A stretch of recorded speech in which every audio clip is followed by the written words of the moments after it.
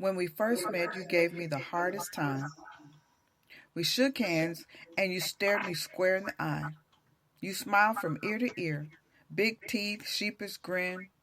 I didn't know if I could trust you, but there was sincerity there. The next time I saw you, it was at your home with your family. You were so gracious. Call me by my first name, you said. We're friends. But you were so hard to get close to in my mind. I'd never met any one person quite like you. For every subject, you have a story. You said you could remember every book you ever read, and you proved it. I was impressed. But what did I know at the time? You held some pretty interesting jobs, and had seen 2 wars and a few excursions by the way you tell it. You have a love for cars and baseball and cowboys. Didn't see that coming from the look of you. But aren't you strange?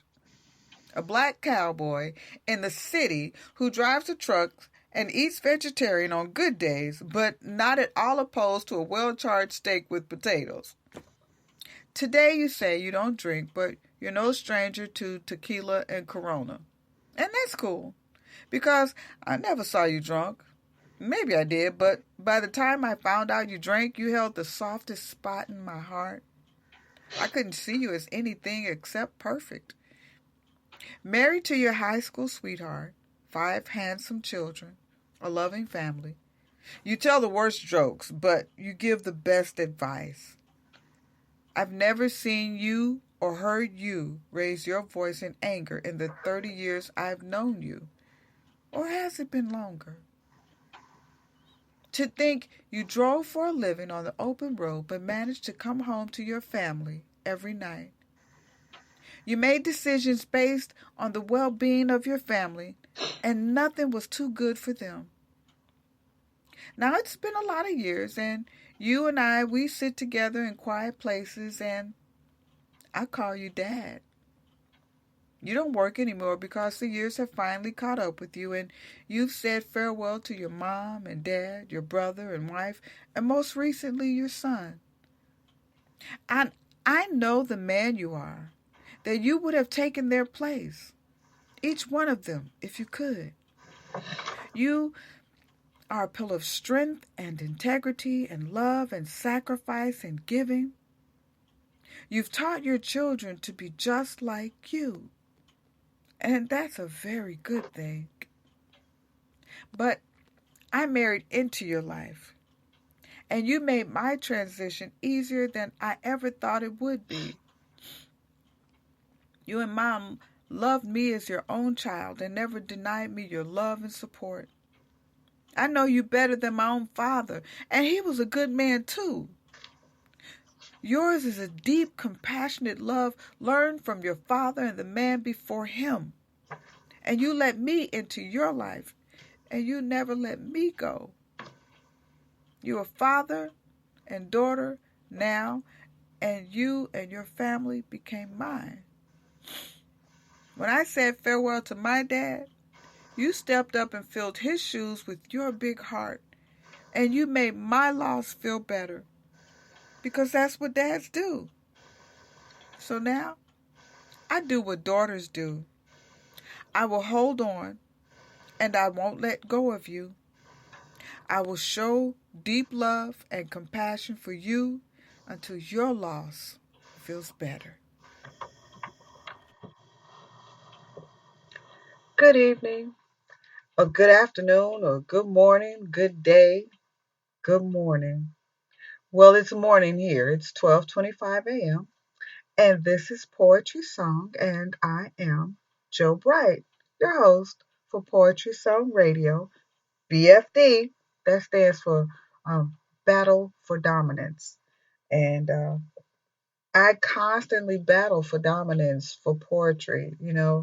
We always have these wonderful nuances of words that go on in our head every single day, every moment of the day. Things that we want to say. We don't say them, but that's poetry song. That's what we're here for. I'm here to tell you that I battle for dominance in my head for poetry every single day of my life. I want you to enjoy the show to this morning.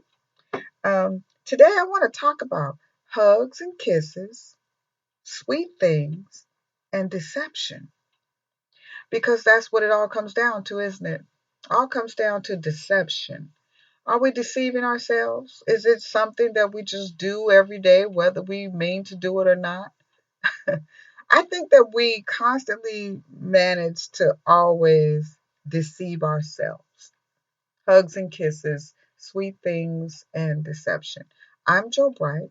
This is Poetry Song BFD, Battle for Dominance. Now, when we talk about hugs and kisses, it's just some of us think of it as just a matter of meeting. You know, there's this thing that we do is by rote. It's traditional. When we meet each other, we shake each other's hands. In some arenas of our lives, we hug and we kiss because maybe we just met somebody who married into the family and we go, "Oh, your family. I need to hug you and kiss you." Or maybe we're a little standoffish. And you know that hug that you get when you're a little standoffish. It's like the proverbial, they come in, they hug you, and you get that tap, tap, tap on your shoulder or that pat, pat, pat on your back. And it's over. It is probably the most awkward thing anyone could ever do to anybody at any given time. I have been the receiver of many hugs like that. And I don't like them. I just want to say that right now. I do not like a fake hug.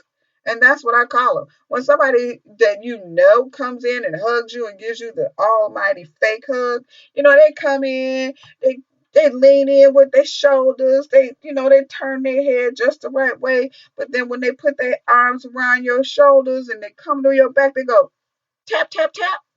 And it's like, excuse me? I just gave my all to you and you went tap, tap, tap. All right, whatever. And when we deceive ourselves when we do that, I mean, we really do. We allow people to come into our lives who we know are not going to give their all to us. They say they will, and they probably think that they are, but the reality is they will not and do not even know that they are not giving them all that they are to us. I I'm I've been the reciprocal the word. I have been on the receiving end of hugs that have been quite questionable in my life. Hugs that make me want to cringe when they over with. Hugs that make me go, wish they never happened. Because this is that and cringing. That's two different things. And there are hugs that make you go, well, damn, you talk to me like you like me, but when I went in to hug you, it was like you didn't want to be bothered. Now I know there could be a whole lot of, you know, different reasons why people hug the way that they do. But if you don't want to hug somebody, don't. Let the awkwardness come between you. And once it's established, you should just let it go. There's that hug. I want to outline them first of all. First of all, there's that hug that mom gives you. You know, when you're a little kid, mom gives you a hug that says, "Oh, baby, I love you. And no matter whatever happens in this world, no matter who does what to you, you can always come in to me. I will hold you to my breast and I will comfort you and succor you, and you will feel warm and safe." That's that mama hug, right? And then there's that daddy hug. That dad hug is strong, right? I mean, you come in and he means it and he loves you, but it's those strong arms and that grip that they have on you. So that's that daddy hug. And then that's that sibling hug, if y'all ever got one. Your siblings will hug you. It's like, oh, I feel sorry for you. They hug you and they slap you or pat you on the back. That's a whole nother thing. But it's really made with love. And then you have the love and the hug from your friends And it's that shake, that handshake that come in, and it's there. Y'all bounce it in and out, and then you have that hug that comes from the person that you're in a relationship with, and that hug is so intimate. It describes and it's the foundation of your relationship, and you can tell if things are going right or if things are going all to hell, like up shit's creek, in a hug or a kiss.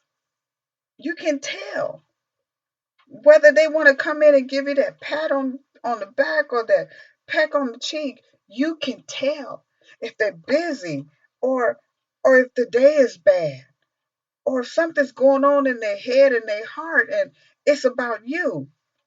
And it really depends on the level of your relationship. That's what hugs and kisses are all about. I've been in my relationship with my husband for 27 years, and I can tell when he got something on his mind.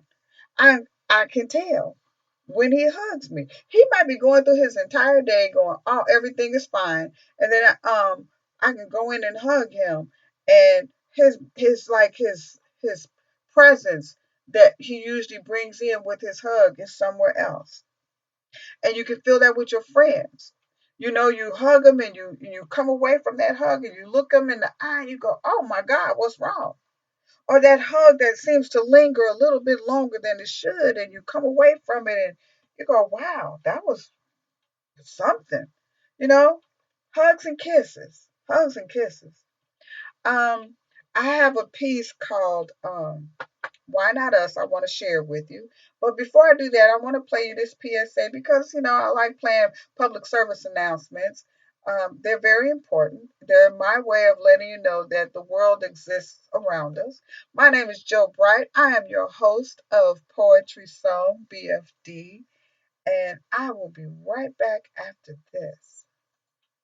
Hey y'all, I'm Blake Shelton. I love that country music connects people all over this great nation, but unfortunately so does something else: childhood hunger. 15 million children struggle with hunger in America. That's why the Feeding America nationwide network of food banks works to rescue our surplus food to help provide billions of meals to families in need across the country. Join the fight against hunger at feedingamerica.org. Together, we can solve hunger. Together, we're Feeding America. Brought to you by Feeding America and the Ad Council.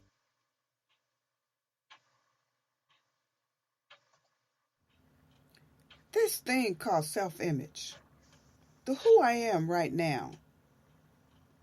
So I'm looking in the mirror at this person, and she's staring back at me, and she's gotten a little older, and she has the tiny gray hairs on her temples, some small creases in her face, and her eyes seem a little deeper set and just a little darker. There's wisdom there. Was my nose always this big?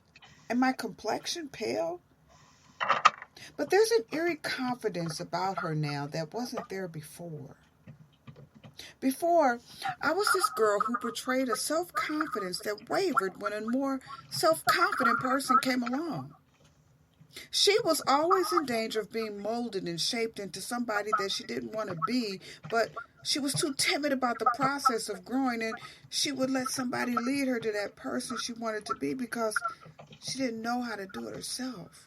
She was somebody I don't know now.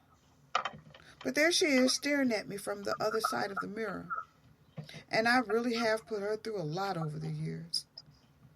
In the beginning, her life was like a maze, and navigation was difficult at best. And sometimes, no matter what decision she opted for, she worried about the outcome.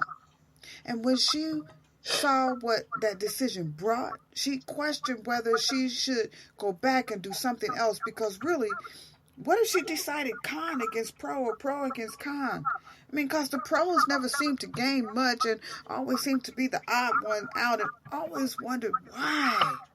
And the questions kept coming, even after the answers were given. But she kept moving forward. Her life to her at first always to her, seemed so unfair. She wanted to know why making the choice to be good was so great. Why was it so great? Because good was so boring, and she didn't like going back on her word. She was an honest person. I was an honest person to myself. So we learned what integrity really meant in action. She was always in danger of being shaped into someone I'm not and didn't ever want to be. She kept her guard up, way up, so far up. I almost shut everyone out. But was that a bad thing? Had I not opened the door, taken the chains off, or peeked through the curtains, we could have become someone else, not the who I am now. Now, I like her smile. She's friendly and outgoing and helpful. She never lets anything bring her down, and she doesn't cower in a corner when she finds herself dealing with adversity. I like that she looks people in the eye when speaking to them. She laughs and giggles and tells really bad jokes. When she was younger, much younger, she cried at the drop of a pen. But we learned how to choose which battles were worth fighting. And so now, the tears shed from this pretty face are for those chosen few. You know, her hands were so much stronger before now. I mean, she could pop open a jar like there was nothing to it. Lift loads and loads of laundry, trash, garden leaf bags, boxes, bunk bags, the kind of heavy lifting that needs to be done over a lifetime. But our hands, they don't seem to have any signs of aging. I mean, no marks, no wrinkles, no fine lines, just smooth skin, just hands. But they can't do all the things they used to do. And that's okay, because who wants to tote that barge their entire life? Life has dealt the same cards over and over. The deck even got reshuffled a couple of times from what she could see. There have been new decisions and courses of actions, a turnaround in my mindset, a shift in the way things are, and here I am, the who I am right now. I mean, maybe you don't get it. Maybe you don't see it. Maybe you're trying too hard to make sense of it. Maybe there's no sense to be made. My life at least, has been a culmination of events so wondrous, like birth and death. Some horrific, like birth and death. Some that can categorically be labeled an enigma, like birth and death. But whatever the case may be, I'm not anywhere near the end, and I'm really just getting around to the real middle. So I'm just looking at this girl in the mirror who just stares back at me, and I wonder where she got the strength to keep going, to persevere, when all she wanted to do was just let someone, anyone, anybody take over and call it a life. But she's right there. Still me. Still breathing. Still choosing her battles and crying for the chosen few. Is it because I decided that our chances of living life in a safe environment increased exponentially when we moved into a small town surrounded by people who really aren't that interested in our welfare, but were and are still more concerned in the welfare population in their small town? Infested with concern. But I digress. This isn't about them. It's about us. It's about why it's my fault. As if I put a gun to your head and coerced you into making a decision based on fear. Well, what could I possibly frighten you with? How could I possibly threaten you? You who has held sway over my heart, my body, my breath. Is it because I was right and you weren't wrong?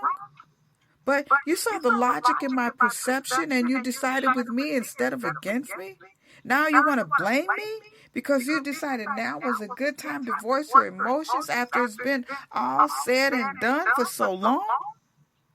While no decision is perfect, and I still can't tell the future, but the outcome has been favorable so far. But you can't be happy. You can't see the serenity of our life because you keep seeing the chaos of another. It's not our life that's tumultuous. Is it because you don't believe in happiness, contentment, serenity, peace? I know I don't believe in fairy tales, but there has to be a happy ending for someone. Why not us? We're not at the end, but we are at that part of love where we should be able to look out on the horizon and not be afraid to look back and certainly smile at each other because through it all, we overcame that desire to bail out and give up. And we both persevered through the storms as they came and thrashed down on our lives, threatening to rip us apart. But we're still here. We both know how to weather the storm. So, why not us? Why not us? I like that. That's something that I wrote a couple of years ago, 2015. I was concerned about the way things were going in a relationship that I was talking to a girlfriend about. And I thought about the way my personal relationship was going with my husband and me. Um, and I wanted to know, why not us? We all struggle, believe it or not, we struggle with being happy. And that brings me to the next portion of my discussion, which is sweet things. In a relationship, at the beginning of a relationship, we always tell each other sweet things. We hug each other, we kiss each other, we're considerate about what each other says and how each other feels and what the person likes, what their history is and what their family is. We ask them each other questions. We want to know everything about them. We're in this love bubble. Eh? But we are. I mean, I'm not a great big huge fan of the love bubble, but let's just face it, I'm a seasoned veteran of love. I have to admit that. When you're a seasoned veteran of love, and I have to admit that I am, you see things outside of the bubble. And outside of the bubble, life happens. But when you're inside of the bubble, you want everything to be perfect. You want the house to be perfect, the children to be perfect, your relationship with your significant other to be perfect. You want your job to be perfect. You want your friends to be perfect. You want your car, your clothes, your nights out, your lights out. You want everything to be perfect. You do not want anything to be out of line because for you that means it creates drama. Now, I know some of us live off of drama. Some of us say, girl, I got drama on my sleeve. I look at it every day. I go, whatever. I deal with drama. But it's drama is what we're always trying to run away from, believe it or not. Some people think that I don't like drama. Some people think that when drama comes around that everything is horrible. Well, that's not true. See, when we tell each other sweet things all the time, even in the beginning of a relationship, we fail to realize that we're actually building up that drama. We are. It's just the way it is. That drama that will make that bubble burst. It and depending on the bubble, because it could be a nice little, plastic bubble. It could be a dishwasher bubble. It could be a dishwashing liquid bubble. Or it could be a bubble that, that's made out of titanium steel or whatever. It's clear, it's perfect. But we still tell each other sweet things in our relationship. and we hug each other and we kiss each other and we try to make each other feel good while we try to make the rest of our lives make sense, the whole doing of it all every day, the waking up and putting your feet on the floor and your feet in your house shoes or not, taking a shower, drinking a coffee, getting dressed, leaving out the house.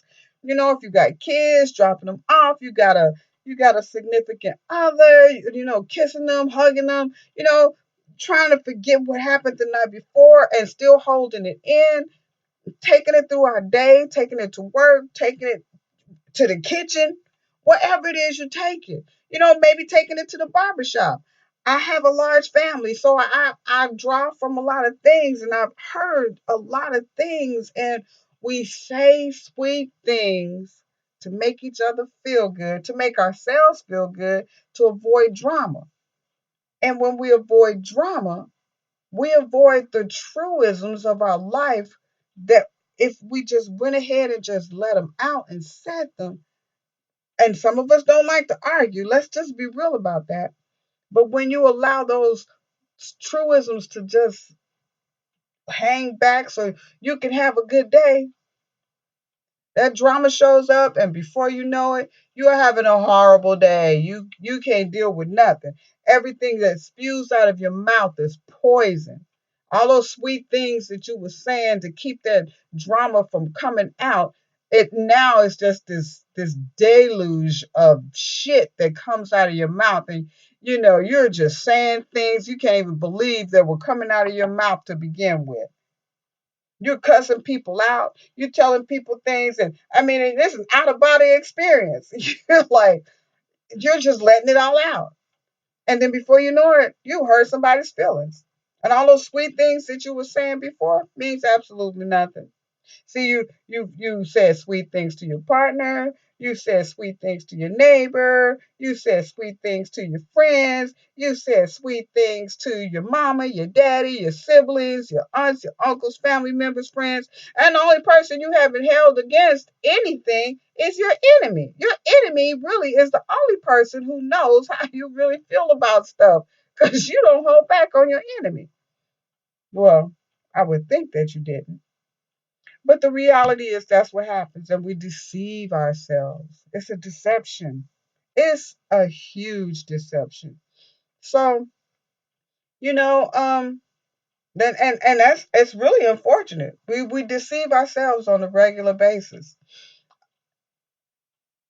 Sweet things are good if they're sincere. But if you have a issue with somebody, if you really got something you gotta say to somebody, you should just say it. Because the reality is, if you don't say it, you know what happens? It builds up in your chest. And every time you see that person, your chest starts beating just a little bit faster.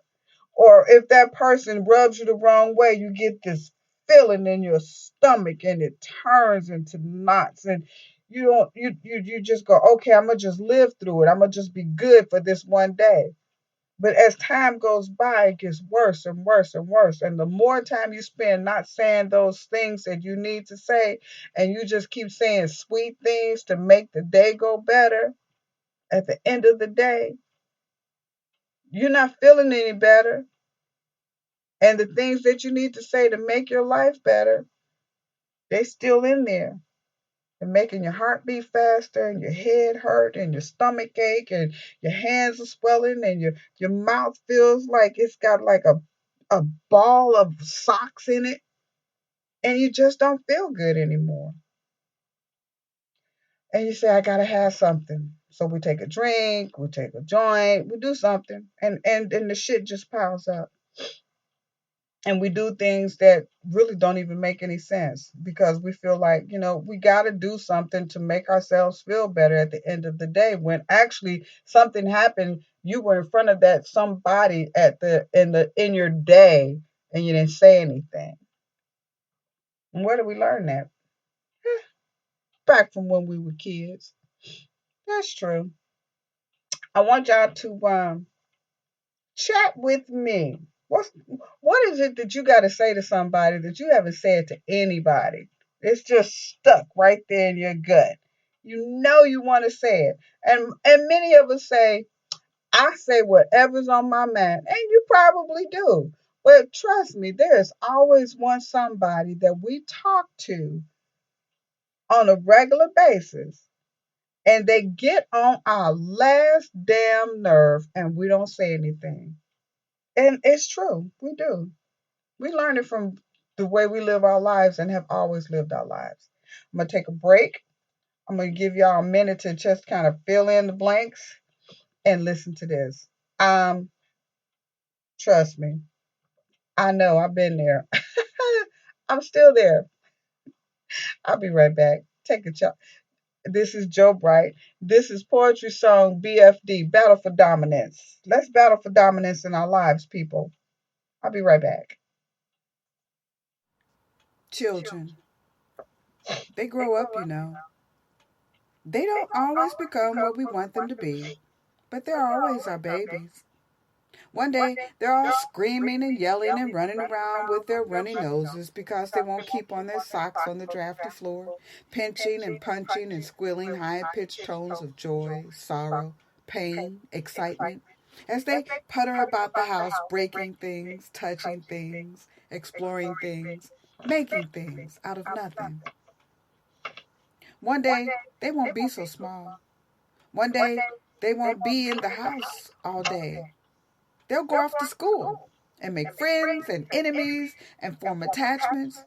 They'll discover a life away from home that will be so exciting and wondrous at the same time.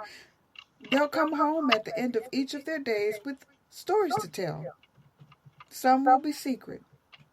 They won't tell even their closest friend, sister, or brother.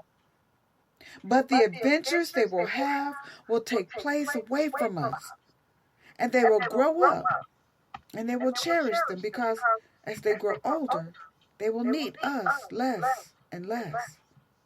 But for right now, they do. They need us to wake them in the morning for school, to make them breakfast and remind them about their homework and chores and those responsibilities that will mold them into adults. They will argue and pout and scream and yell, but for different reasons now. Because they will want to hold on to being a child.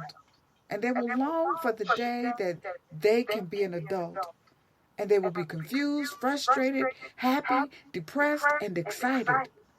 And we will want them to grow up and still be our children. We will want them to want us more in that day and really just be so happy when they don't. They will leave the house one day and they won't return. Not as children anymore. They will go to school and make friends and enemies and form attachments. And they will have experiences in the world that are wondrous and exciting and secretive. And they will have stories to tell. Some they won't share with their closest friend, sister, or brother. They will come to us. And they will listen. And we will wish that they were our babies again. For that just brief moment. And then they will leave the house.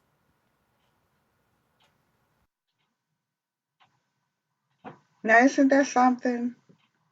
Children. I have children. They're adults now, but I have children. Um, but I remember when I was a child, I spake like a child. I acted like a child. When I became an adult, I gave up childish things. The president even quoted that. That would be President Barack Obama. I do not speak of the other. Um, on this part, I really want to talk about deception and how we deceive ourselves. We do. We deceive ourselves. We try to make ourselves think that everything is okay when everything is not. And that's okay for everything to not be okay. But it's not okay to pretend that everything is okay and there are words that have been left unsaid. And that therein is the problem. Um, I have a piece called Why Not Us and the Diva.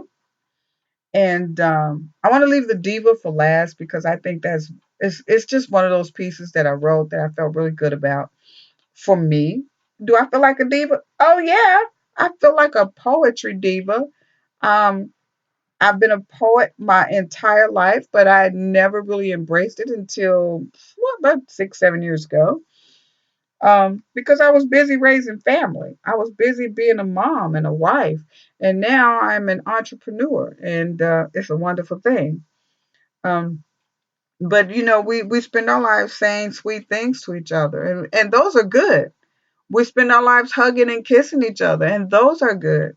But when you don't feel right when you hug and or kiss a person, or when you say something nice to somebody, trust me when I tell you, don't do it.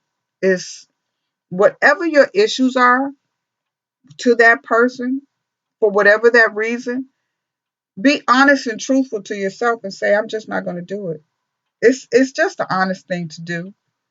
Um, I raised my kids here in Indiana where I live, and it just turned out that I thought, oh, we're in a safe haven, and while we have been a so-called safe haven, we live in Hammond, Indiana, and I just want to tell you, honey, there's nothing worse than not being loved, knowing it and not feeling it.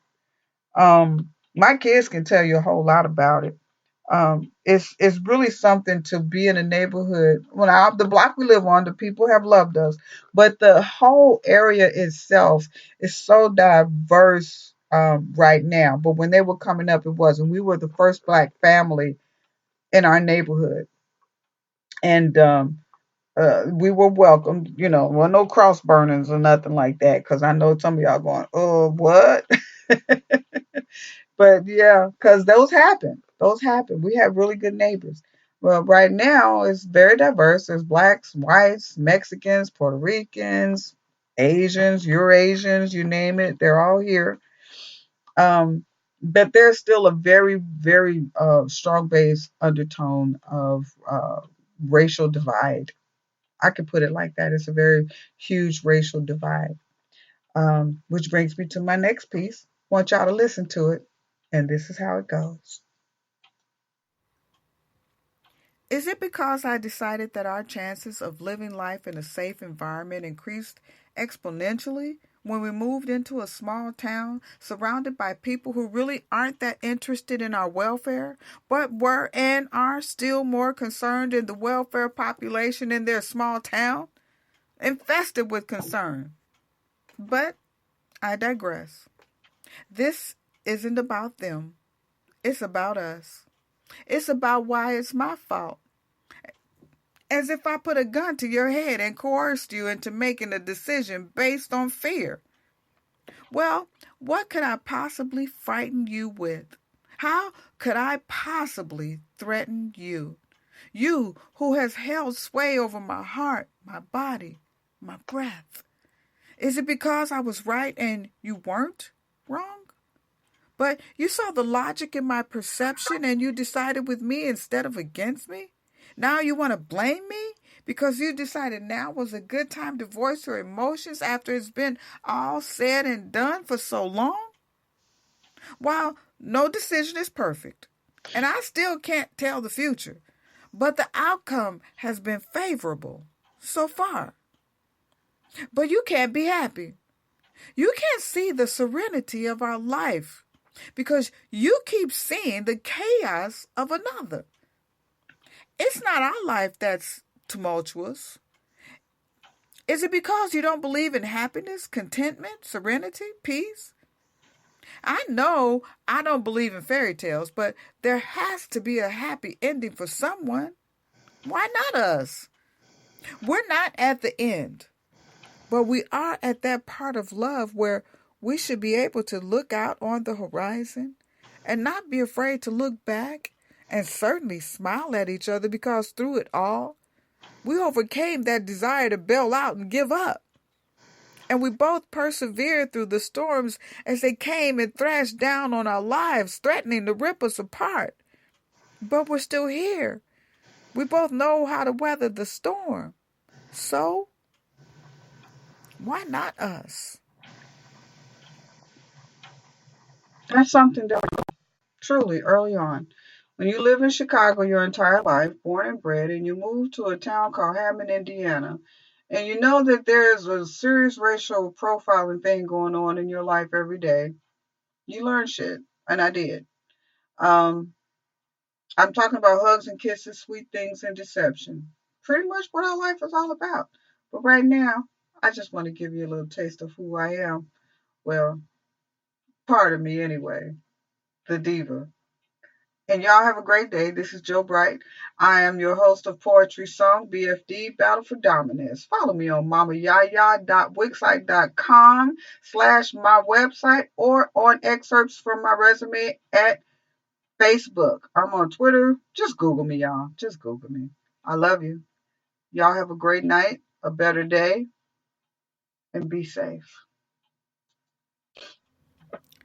When you look at her, beyond the beauty that sparkles from her attire, coiffed hair, immaculate makeup, smoky eyes, perfect lips, iridescent cheeks, the teardrop earrings, the studded necklace that stops just short of her cleavage, as if to draw you from the obvious beauty of her skin, but really only draws you in deeper. After you've pulled yourself away from the way her gown caressed and flowed away from her voluptuous frame like a lover gently releasing her from his embrace, you're so completely enthralled with her beauty as she strides before the microphone and clasps it gently, at times, but tonight with vigor, desire, and a ferocity that startles you back into reality. Her eyes scan the audience as she would her most beloved possessions because, let's be real, her struggles in life are not all born of love or hatred. Your audience represent every infinitesimal, idealistic, animalistic, motivational, instrumental, patriarchal, spiritual, financial, hysterical, loyal, ambivalent, medicinal, literal, fanatical, and emotional moment of her ever spanning life. She opens her mouth, and the sounds that emanate from her pouty lips have a life force all their own. It reaches to the very rafters in the back of the club, and you wonder why she needs the mic at all. Her song it's always one of love. How she met love and fell in love with love, and how love taught her, brought her, distraught her, fought with her, convinced her, kept her up late, woke her up early, and accused her, misused her, abused her, how it held her captive, how love was her judge, jury, and executioner. Through her song, she's longed for love to be her friend, confidant. She wants love to be an extension of herself, her protector, mediator, weapon, and when all the songs are done and her final breath taken, as she lets out the final chord of her song, to be loved, appreciated, and clamored for.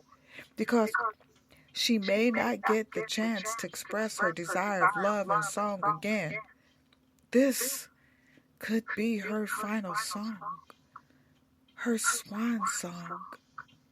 So tonight, she will pull you into her world where she caresses you with her love song of life and guide you gently through the melody that will stay with you long after the chorus is sung and music dies down and you will clamor for more.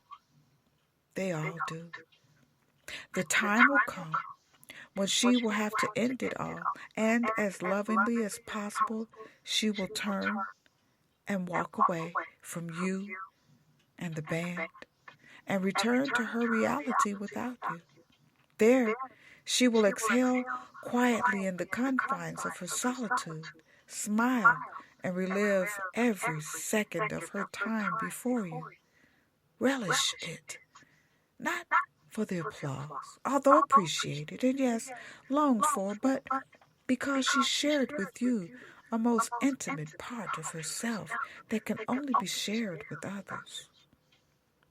Her gift.